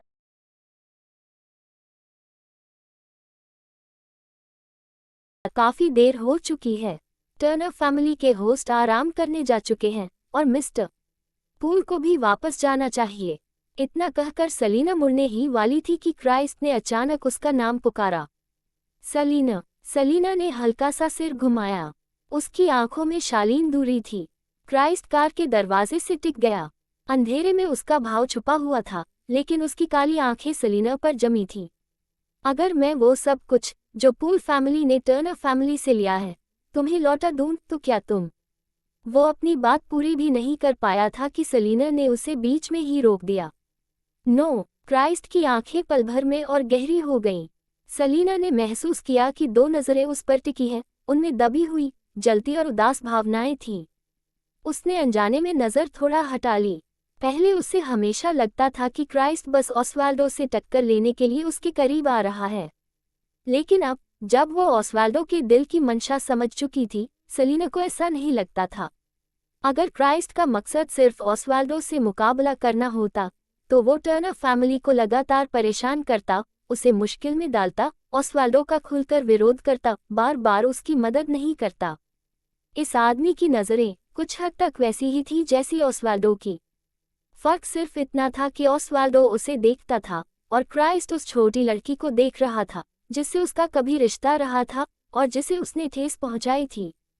सलीना, उस सलीना की छोड़ी हुई दुश्मनियां तो झेल सकती है, लेकिन उसके अधूरे इमोशंस की जिम्मेदारी लेने को तैयार नहीं थी। क्राइस्ट की गुडविल सच में उसे कई परेशानियों से बचा सकती थी, लेकिन वो और भी बड़ी मुसीबतें साथ ला सकती थी। पूल फैमिली रहे या न रहे, सलीना ने ठंडी आवाज में कहा, जो टर्नर फैमिली का है वो मैं वापस लेकर रहूंगी। फर्क सिर्फ इतना होगा कि आप मेरे ओपोनेंट बनते हैं या नहीं। अगर मिस्टर पूल हम पर नरमी दिखाएंगे तो टर्नर फैमिली आभारी होगी, और अगर आप मेरे खिलाफ खड़े होते हैं तो मैं भी डरूंगी नहीं। मतलब, वो जो भी फैसला करे उसके लिए कोई मायने नहीं रखता। सलीना की साफ और अडिग बात सुनकर क्राइस्ट का हैंडसम चेहरा अजीब सा पीला पड़ गया। उसने दांत भींचकर कहा, तुम मेरी होनी चाहिए थी। अगर उसने उसकी पहचान में गलती न की होती, अगर वो इतना उतावला न होता, तो वो बहुत पहले ही उसकी होती। और ऑस्वाल्डो। सलीना ने सिर घुमाया और अपनी गहरी काली आंखों से उसे देखा। उसकी नज़र बर्फ सी ठंडी थी। मैं किसी की नहीं हूँ, मैं सिर्फ अपनी हूँ। खुद की इज्जत करना जरूरी है और दूसरों को भी वो इज्जत देनी चाहिए। भले ही भविष्य में वो ऑस्वाल्डो से प्यार करे, उसकी सच्ची पत्नी बने, तब भी वो सिर्फ खुद की ही रहेगी। वो कभी लिया जैसी नहीं बनेगी, जो खुद को किसी आदमी की एक्सेसरी समझे, जो जिंदा रहने के लिए खूबसूरती और चालों के सहारे मर्दों पर निर्भर रहे। और सबसे जरूरी बात, जिस सलीना की बात क्राइस्ट कर रहा था, वो नहीं थी। सलीना की ठंडी नजरों से क्राइस्ट जैसे चिढ़ गया, क्योंकि उसे पता ही नहीं था कि उस आदमी ने उसे कब का अपनी चीज समझ लिया है। इतनी प्राउड और साफ दिल औरत, और इतना पैरानॉइड, अंधेरे में डूबा हुआ आदमी। भला इनमें टकराव कैसे न होता। क्राइस्ट ने उसे गहराई से देखा। मैं हार नहीं मानूंगा। सलीना ने नजर हटा ली और बिना भाव बदले कार की तरफ चल दी। टर्नर फैमिली से काफी दूर निकल जाने तक सलीना ने एक शब्द नहीं कहा। लेया ने रियरव्यू मिरर से सलीना के चेहरे को सावधानी से देखा और बोली, मैडम, यंग मास्टर के रहते आपको उस गुस्से वाले आदमी की चिंता करने की जरूरत नहीं। सलीना ने आंखें खोली और हल्की सी सांस ली। इसका उससे कोई लेना देना नहीं है, मैं बस सोच रही हूँ। सलीना बचपन में एक बार कैपिटल गई थी।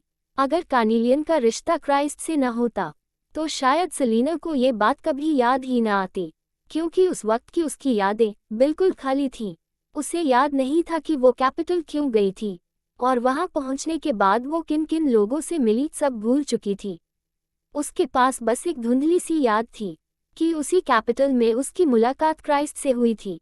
अजीब बात थी, इतने सालों बाद वही क्राइस्ट उसकी उस भूली हुई याद का अकेला गवाह बन गया। और कैपिटल आने के बाद ही लेडी नवे अचानक बीमार पड़ी थी और उनकी मौत हो गई थी। सलीना की आंखों में ठंडक और गहरी हो गई। उसने धीरे धीरे पलकें झुका लीं। लेया ने उसका भाव देख लिया और कुछ भी कहने की हिम्मत नहीं की। गाड़ी शांति से विला की तरफ बढ़ती चली गई। विला पहुंचकर सेलिना ने ऊपर बंद पड़े दरवाजे की तरफ देखा। जाने से पहले उसने ऑस्वाल्डो से कहा था कि अगर वो जागे तो उसे कॉल करे, लेकिन उसे कोई खबर नहीं मिली थी और पूरे विला में पसरी खामोशी साफ बता रही थी। ऑस्वाल्डो अब भी सो रहा था। आखिर वो आदमी कितनी देर तक जागकर उसकी देखभाल करता रहा होगा। जब सेलिना बेख्याली में बेडरूम के दरवाजे को देख रही थी, बटलर ने खाने की व्यवस्था करवाई और मुस्कुराते हुए पूछा, क्या यंग मास्टर को जगा दूं? सेलिना हल्के से मुस्कुराए, अपना कोट लेयर को थमाया और ऊपर चली गई। उसने धीरे से दरवाज़ा खोला और बिना आवाज़ किए अंदर दाखिल हो गई। कमरे की खामोशी में ऑस्वाल्डो उसी पोस्टर में सो रहा था जैसा वो उसके जाने से पहले था, जरा सा भी नहीं हिला। सेलिना बिस्तर के पास पहुंची और उस गहरी नींद में डूबे आदमी को देखने लगी। उसे जगाने का मन नहीं हो रहा था। उसने ऐसा पहले कभी नहीं किया था। उसे पता ही नहीं था कि किसी को नींद से कैसे जगाया जाता है। वो अभी हिचक ही रही थी कि बिस्तर पर सोए इंसान की पलकें काली तितली की तरह हल्के से कांप उठी। ऑस्वाल्डो ने आंखें नहीं खोली, लेकिन एक ही झटके में सेलिना को अपनी बाहों में खींच लिया। उसकी लंबी बाहें उसे कसकर थामे हुए थीं। वो हिलना नहीं चाहता था। उसने हल्के से उसके ठंडे गालों को रगड़ा। थोड़ी देर और मेरे साथ रहो, उसने धीमी आवाज में कहा। सेलिना ने पलकें झपकाईं। उसे हल्का सा लगा कि कुछ ठीक नहीं है, लेकिन उस आदमी का नफासत भरा, बेहद हैंडसम चेहरा देखकर वो समझ नहीं पाई कि अजीब क्या है। उसकी पतली उंगलियां आंखों से फिसल गईं और वो मुस्कुरा दी। ओके, ऑस्वाल्डो ने कैजुअली लाइट बंद कर दी और कमरा पूरी तरह शांत हो गया। सेलिना उस आदमी की बाहों में लेटी रही, उसकी मजबूत धड़कनों की आवाज़ सुनते हुए। उस खामोश जगह में एक अजीब सी तसल्ली थी। फ्रेंच विंडो के बाहर बारिश की आवाज़ सुनते हुए सेलिना को लगा था कि उसे नींद नहीं आएगी, लेकिन शायद उस आदमी की बाहें बहुत ज़्यादा गर्म थीं। लेटे हुए बस कुछ ही मिनट गुजरे थे कि उसकी पलकें भारी होने लगी और वो गहरी नींद में ऑस्वाल्डो की बाहों में सो गई।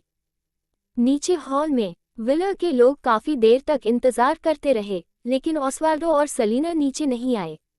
लेया ने आंखें झपकाईं और ऊपर जाकर दरवाज़ा खटखटाने ही वाली थी कि हाउसकीपर, चेहरे पर हल्की मुस्कान लिए एक बुजुर्ग, ने उसे रोक लिया। यंग मास्टर और यंग मैडम को सोने दो। पहले लेया को समझ नहीं आया कि इसमें खास क्या है, लेकिन कुछ सेकंड बाद अचानक उसे एहसास हुआ। यंग मास्टर और यंग मैडम आखिरकार ओपनली एक साथ सो गए। उस रात सेलिना बहुत सुकून से सोई। अगली सुबह वो नीचे आई तो उसका चेहरा चमक रहा था, लेकिन ऑस्वाल्डो कहीं दिखाई नहीं दिया। उसने पूछा, यंग मास्टर कहाँ हैं? लेया मुस्कुराई और बोली, यंग मैडम ने सुबह कॉल किया था। यंग मास्टर घर चले गए हैं, लेकिन उन्होंने कहा है कि दोपहर में स्कूल से आपको पिक करने आएंगे। सेलिना मुस्कुराए, ब्रेकफास्ट टेबल पर बैठ गई और खुशी खुशी खाने लगी, ये महसूस किए बिना कि कुछ अजीब है। तेज बारिश के बाद मौसम फिर से साफ हो चुका था। सुबह सेलिना ने क्रीफिया यूनिवर्सिटी में कुछ एक्सपेरिमेंट्स किए और दोपहर में वो लिडिया और लेया के साथ खुलेआम रिसर्च इंस्टीट्यूट पहुंची। रिसर्च इंस्टीट्यूट के अंदर मौजूद लोग सेलिना को अचानक देखकर हैरान रह गए। कुछ दिन पहले कॉन्फ्रेंस रूम में यंग लेडी को खून थूकते हुए देखने का दृश्य अब भी सबकी आंखों में ताज़ा था। बहुत से लोग सोच रहे थे कि क्या वो ठीक है, और डर रहे थे कि कहीं कैपिटल में बड़ा हंगामा न हो जाए।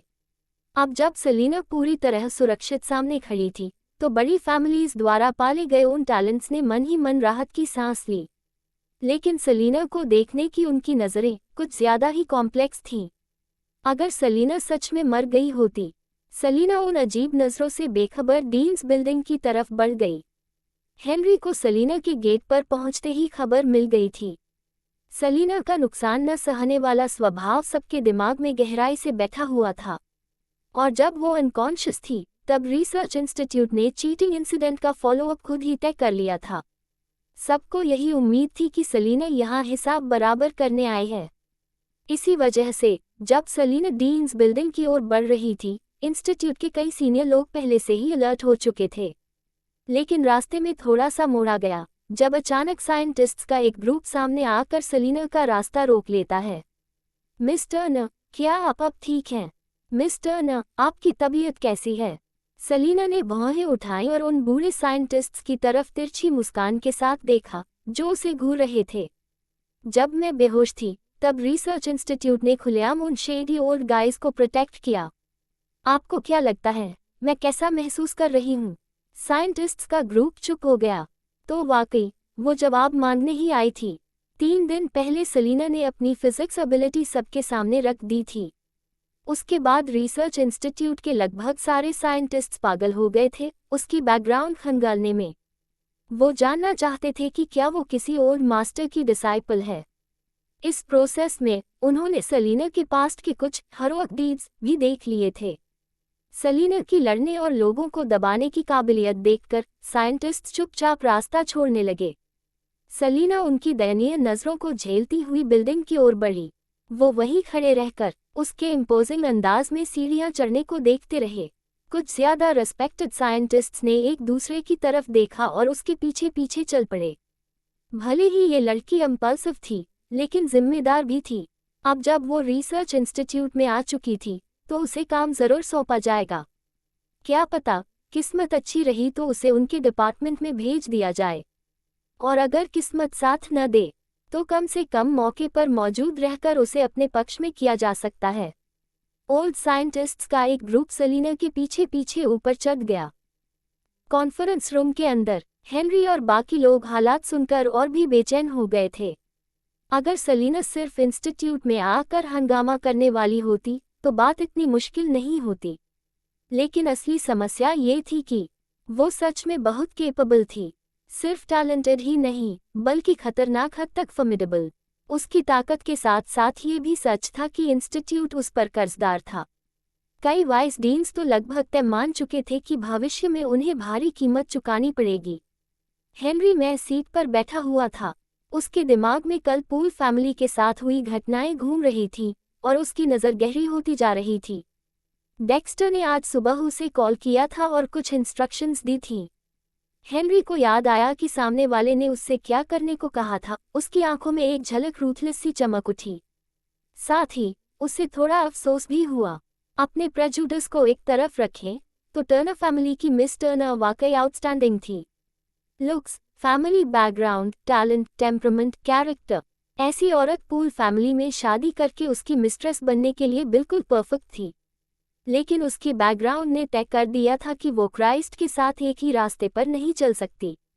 इसलिए उनके पास सिर्फ एक ही ऑप्शन था। हेनरी अभी इन्हीं ख्यालों में डूबा था कि ऑफिस का दरवाज़ा खुला। सलीना अंदर दाखिल हुई। उसके साथ लिडिया और ले थीं और उनके पीछे रिसर्च इंस्टीट्यूट के अलग अलग डिपार्टमेंट्स के कई बूढ़े रिसर्चर्स थे। सलीना ने अंदर आते ही किसी की तरफ नहीं देखा। उसने अपने हाथ में पकड़े डॉक्यूमेंट्स सीधे टेबल पर फेंक दिए, फिर सिर उठाकर हेनरी की तरफ मुस्कुराते हुए बोली, जेंटलमैन, क्या आपको नहीं लगता कि आप सब मुझे एक एक्सप्लेनेशन देते बनते हैं? उसकी बात सुनते ही कॉन्फ्रेंस रूम में बैठे लोगों की आंखें हल्के से फड़क गईं। हेनरी ने गहरी आवाज में पूछा, मिस्टर न, आप क्या चाहती हैं? इंस्टीट्यूट ने सलीना की मौजूदा पहचान को वाइस डीन के तौर पर मान्यता दी थी। उसकी सहमति के बिना थेफ्ट केस का फॉलोअप खुद तय कर लिया गया था। इस मामले में वो सच में सलीना को जवाब देने के कर्जदार थे, लेकिन ये मामला पहले ही सेटल हो चुका था। अब इसमें बदलाव की कोई गुंजाइश नहीं थी। वो सलीना को किसी और तरीके से कॉम्पेंसेट ही कर सकते थे, वरना पब्लिक का भरोसा खो बैठते। सलीना हल्के से मुस्कुराए, जेंटलमैन, क्या आपको सच में नहीं पता मैं क्या चाहती हूँ? हेनरी का चेहरा सख्त हो गया। मिस्टर न, आपको पता होना चाहिए कि अब रिसर्च इंस्टीट्यूट में टर्नर फैमिली का आखिरी फैसला नहीं चलता। हमें ये समझना होगा कि कहाँ रुकना है और दुश्मन से ज्यादा खुद को नुकसान पहुंचाने जैसी बेवकूफ़ी नहीं करनी चाहिए, हेनरी ने शांत आवाज में कहा। तो मिस्टर मैथ्यूज, मुझे ये समझा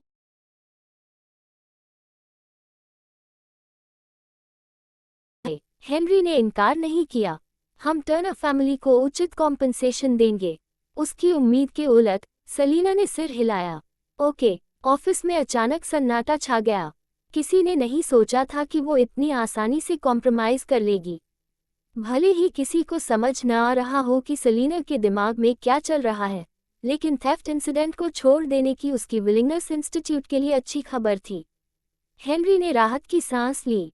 वो कॉम्पनसेशन के बारे में बताने ही वाला था कि सेलिना ने अचानक ठुड्डी उठाए और साफ तेज आवाज में कहा, मुझे रिसर्च डिपार्टमेंट का हेड बनना है। कमरे में जिन चेहरों पर अभी अभी नरमी आई थी, वो पल भर में ऐसे काले पड़ गए जैसे किसी ने उन्हें कड़ाही में डाल दिया हो। क्या टर्नर फैमिली की ये मिस टर्नर शॉ फैमिली से आखिरी सांस तक भिड़ने का इरादा रखती थी? दरवाजे पर अभी अभी पहुंचे फ्रेडी और डायना सेलिना की मांग सुनते ही फकक पड़ गए। मिस टर्नर, आप हद से आगे जा रही हैं। फ्रेडी ने गुस्से में दरवाजा खोलते हुए सेलिना को घूरा। हेनरी ने भौहें सिकोड़ ली। मिस टर्नर, इंस्टीट्यूट जो कॉम्पनसेशन टर्नर फैमिली को दे रहा है, वो रिसर्च डिपार्टमेंट के हेड की पोजीशन से कम नहीं है। आपका ये रवैया जानबूझकर प्रवोक करने वाला है। उसकी बात बेबुनियाद नहीं थी। सेलिना की हर मूव की जांच के बाद अब कोई इतना मूर्ख नहीं था कि इस वक्त उसे धोखा देने की कोशिश करे। ये कहा जा सकता था कि शॉ फैमिली और पूल फैमिली दोनों ने सेलिना को शांत करने के लिए काफी खून बहाया था। डायना ने ठंडी हंसी के साथ कहा, लेडी सेलिना, आपकी वजह से रिसर्च डिपार्टमेंट से इतने लोगों को निकाला गया। अब और क्या चाहिए? क्या आप तब तक नहीं रुकेंगी जब तक आपको नाराज करने वाले हर इंसान को खत्म न कर दें? सेलिना की नज़र ठंडेपन से डायना पर गई। उसकी आवाज़ शांत थी। मैं रिसर्च डिपार्टमेंट का हेड बनना चाहती हूँ, किसी को टारगेट करने के लिए नहीं, बल्कि इसलिए क्योंकि यही मेरी स्पेशलिटी और एक्सपर्टीज़ है। मैं एक मैकेनिकल इंजीनियर हूँ, तो क्या मुझे रिसर्च डिपार्टमेंट में नहीं होना चाहिए? क्या मुझे इंजीनियरिंग डिपार्टमेंट में सिर्फ एक वाज बनकर बैठना चाहिए? डायना का चेहरा एकदम बिगड़ गया। मौजूद बाकी लोग भी चुप हो गए। ध्यान से सोचे तो सेलिना ने सच में पहले कहा था कि उसका मेजर मैकेनिकल इंजीनियरिंग है। एक मैकेनिकल इंजीनियर का रिसर्च डिपार्टमेंट में होना बिल्कुल नेचुरल था। अगर सेलिना को जबरदस्ती कहीं और भेजा गया तो रिसर्च डिपार्टमेंट के वो बूढ़े मैकेनिक सबसे पहले विरोध करेंगे। डायना ने गुस्से में उंगलियां भींच लीं, लेकिन चेहरे पर बनावटी मुस्कान रखकर बोली, सेलिना, तुम खुद को मैकेनिक कहती हो, लेकिन हमने दुनिया की सारी टॉप स्कूल्स खंगाल ली, मेडिसिन के अलावा तुम्हारे किसी और सब्जेक्ट की कोई रिकॉर्ड नहीं मिली। बिना किसी प्रूफ के खुद को मैकेनिक कह देने से तुम हमारे रिसर्च डिपार्टमेंट में नहीं आ सकती। यहाँ एंट्री के स्टैंडर्ड्स बहुत ऊंचे हैं। सिर्फ फैमिली बैकग्राउंड के सहारे कोई अंदर नहीं आ सकता। अगर तुम्हें आना है तो तुम्हें इसके काबिल होना होगा। डायना की बात सुनते ही कमरे के बाकी लोगों को भी याद आ गया। 3 दिन पहले सेलिना ने जब अपनी फिजिक्स थियरी पब्लिकली दिखाई थी, तभी से रिसर्च इंस्टीट्यूट उसकी बैकग्राउंड की जांच कर रहा था कि उसने मैकेनिकल नॉलेज आखिर सीखी कहाँ से। लेकिन रिकॉर्ड्स में हाई स्कूल फिजिक्स के अलावा सेलिना का किसी भी मैकेनिकल सब्जेक्ट से कोई संपर्क नहीं दिखता था। इतने खाली एकेडमिक रिकॉर्ड के साथ रिसर्च डिपार्टमेंट के हेड की मांग करने का उसे क्या हक था? हाँ, मेकअप पर उसकी थियरी शानदार थी, लेकिन इतनी नहीं कि सबको पूरी तरह यकीन हो जाए। ये सोचते ही कमरे में मौजूद लोगों की नज़रें सेलिना के लिए ठंडी हो गईं। सेलिना ने पलकें उठाईं और डायना को बर्फीली नज़र से देखा। मेरे टीचर्स ऐसे लोग नहीं हैं जिनसे मिलने की तुम्हारी क्वालिफिकेशन हो। डायना की आंखों में अंधेरा उतर आया। वो तिरछी मुस्कान के साथ बोली, तो मतलब तुम खुद कोई सर्टिफिकेशन दिखाने में असमर्थ हो? सेलिना की आवाज़ में तिरस्कार था। मुझे ऐसी चीज़ों की ज़रूरत नहीं। डायना ने ठंडी हंसी हंसी, फिर हेनरी की तरफ मुड़कर बोली, डीन फैंग, आपने खुद सुना। सेलिना हमारी रिसर्च डिपार्टमेंट में इंटरफेयर करने के लायक नहीं है। बेहतर होगा कि आप उसे कहीं और काम ढूंढने को कहें। डायना के खुले तौर पर सेलिना को टारगेट करने पर कमरे में किसी को ये गलत नहीं लगा। आखिरकार शॉ फैमिली ने उसे अगली रिसर्च डिपार्टमेंट हेड के तौर पर तय कर रखा था, वो अपनी जगह किसी और को क्यों लेने देती। हेनरी ने भारी आवाज में कहा, मिस टर्नर, इंजीनियरिंग डिपार्टमेंट में इस वक्त स्टाफ की कमी है। मुझे यकीन है कि एम्स फ्लिन आपको वहां देखकर खुश होंगी। आप अपनी फिजिक्स टैलेंट वहां अच्छे से इस्तेमाल कर पाएंगी। अगर कोई ऑब्जेक्शन नहीं है तो आप अभी इंजीनियरिंग डिपार्टमेंट में रिपोर्ट कर सकती हैं। सेलिना ने ठंडी हंसी हंसी। अकेडमी ऑफ इंजीनियरिंग वाकई उसे वेलकम करेगा, क्योंकि इंजीनियरिंग डिपार्टमेंट पहले से ही रिसर्च इंस्टीट्यूट का हिस्सा था और वहीं टर्नर फैमिली को सपोर्ट करने वाली आखिरी फैक्शन बची थी। अगर सेलिना वहां चली गई तो न वो टर्नर फैमिली को उसकी पावर वापस दिला पाएगी और ऊपर से उसकी काबिलियत पूरे इंस्टीट्यूट के फायदे में चली जाएगी। कितनी चालाक प्लानिंग थी। सेलिना की आंखें बर्फ सी ठंडी हो गईं। अगर मैं ये साबित कर दूं कि मैं डायना से बेहतर हूं, तो क्या मैं पूरे साइंस डिपार्टमेंट को कुचलकर साइंस डिपार्टमेंट हेड की पोजीशन ले सकती हूं? ये शब्द गिरते ही कमरा फिर से सन्नाटे में डूब गया। पहले कई बार मुंह की खाने के बाद अब कोई जवाब देने की हिम्मत नहीं कर पा रहा था। भले ही ज्यादातर लोग मानते थे कि सेलिना डायना से बेहतर नहीं हो सकती, लेकिन 3 दिन पहले मैकर नॉलेज दिखाते हुए जो सीन हुआ था वो अब भी सबकी आंखों में ताज़ा था। सेलिना का वो कॉन्फिडेंट, एरोगेंट अंदाज सबने खुद देखा था। डायना की मुस्कान धीरे धीरे गायब हो गई। सेलिना, बात खत्म हो चुकी है। बेवजह ट्रबल क्रिएट मत करो। ट्रबल? सेलिना ने उसे ठंडी नज़र से देखा। होठों पर हल्की सी चालाक मुस्कान थी। इशू से भाग तो तुम रही हो। शॉ फैमिली और रिसर्च इंस्टीट्यूट की तरफ तय की गई अगली साइंस डिपार्टमेंट हेड होकर भी अगर तुम्हारे पास सच में एबिलिटी है तो सामने आओ। खुलेआम, फेयर तरीके से, अपनी ताकत से मुझे क्रश करके दिखाओ। डायना का चेहरा एकदम बदल गया। सेलिना ने अपनी पतली उंगलियां मेज पर हल्के से थपथपाईं। तुम शुरू से ही मेरे सामने नर्वस रही हो। तुमने कभी ये बात सीधे तौर पर उठाई ही नहीं कि मेरे पास एबिलिटी है या नहीं। तो फिर डर किस बात का है? डायना के दिल की सबसे गहरी छुपी हुई बात छू ली गई थी। उसने सेलिना को जानलेवा नजर से घूरा। सेलिना, मैं तुमसे नहीं डरती, बस मुझे लगता है कि तुम अभी उस लेवल की नहीं हो। सेलिना हंस पड़ी। उसकी आंखों में खुला मजाक था। तुम कहती हो कि डरती नहीं हो, लेकिन 3 दिन पहले के इंसिडेंट के बाद पूरे रिसर्च इंस्टीट्यूट में, यहाँ तक कि वो ब्रिलियंट ओल्ड मैकेनिक्स भी मेरे सामने ऐसी बात कहने की हिम्मत नहीं कर पाए। सिर्फ तुम।